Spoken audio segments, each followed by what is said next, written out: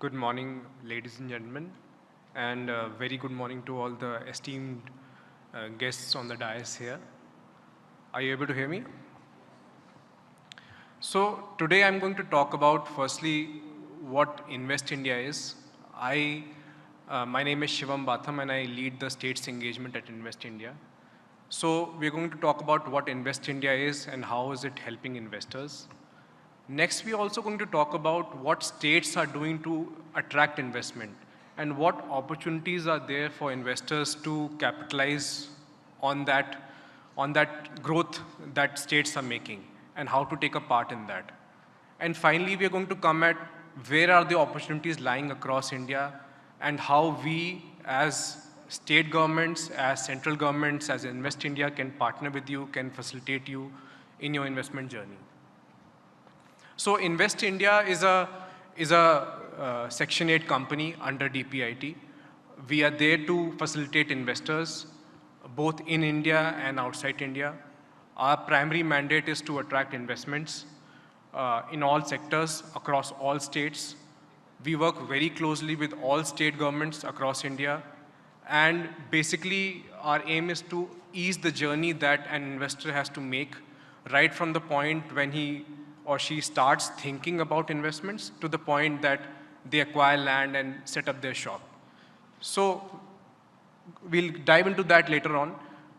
I want to also show you what Invest India or what India's growth story has been for the past 8 to 10 years. So if you can see this chart, I can divide India's states into three categories. It's like a rocket with 3 boosters. So when rocket goes into space, it sheds 1 boosters one by one. So right now, currently only 1 or 2 boosters of India's growth story are firing. That is basically the advanced states which are already very industrialized and the upcoming states which are industrializing or haven't been industrialized for the past 4-5 years.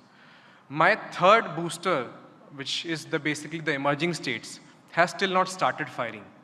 And even with this 1.5, 2 boosters firing, we are still growing at 6.5%, 7% per annum. So we can imagine what the growth story will be when all the 3 boosters of India will start firing, and we can probably expect to grow at 9 to 10% per annum in terms of GDP growth rate. So the opportunity, it is said that not only lies where investments and infrastructure creation is happening, but also opportunity lies where nothing is there. So for investors, the greatest returns come from places where there is nothing there, because there is no competition there, so you can set up according to your own shop. So just dividing across 4 pillars on how states are attracting FDI. So the first pillar that you can see is industrial infrastructure development, which is basically what the primary core objective of this event is, which is NICDC's industrial infrastructure development strategy.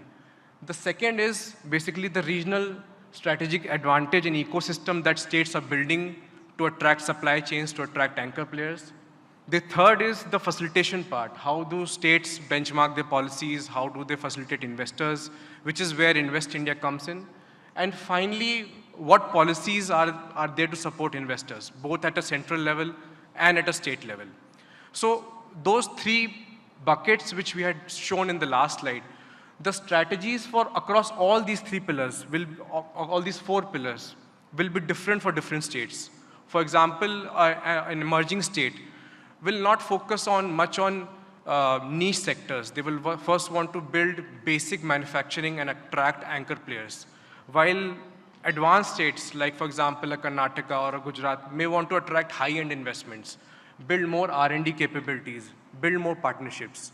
So that is where, as investors, you see more opportunities depending on your industry, your skill set, where to go and how to invest. In terms of, I also wanted to highlight how much the government is spending on CapEx and how the opportunity lies with investors in this story. So if we are spending a lot on CapEx, there is a multiplier effect that comes in terms of employment, in terms of job creation, in terms of economy, in terms of output. And that gives more money ultimately to the end users, which is the investors. So in the end, you have more money to spend on your projects, more capex in your hands to push forward more investment into the country. So just putting emphasis on the previous slide, every infrastructure development that happens in the country has a multiplier effect. So for example, an airport development takes place. So there are primary effects, there are secondary effects, there are tertiary effects. So let's say an airport is coming up in Bangalore. So the primary effect will be that, of course, the connectivity will come, the international connectivity will be there, there'll be more flights. But there'll be a secondary effect also. That is, MRO activity will take place. More logistics companies will come forward. And there's a tertiary effect also, which is basically maybe medical tourism will be boosted. Or maybe there'll be an aero city that will come around, and more tourism and more leisure opportunities will come forward.